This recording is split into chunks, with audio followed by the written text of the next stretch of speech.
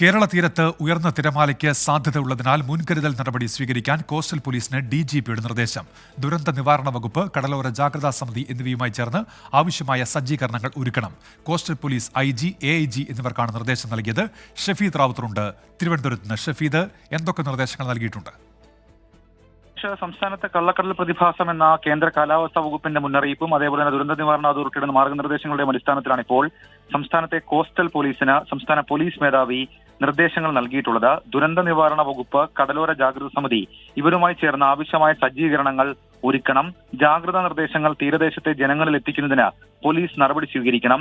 ദുരന്ത നിവാരണ അതോറിറ്റി അടക്കം പുറപ്പെടുവിക്കുന്ന ഉത്തരവുകൾക്കനുസരിച്ച് പെരുമാറാൻ പോലീസിന്റെ ഭാഗത്ത് നിന്ന് പ്രത്യേക ശ്രദ്ധയുണ്ടാകണം.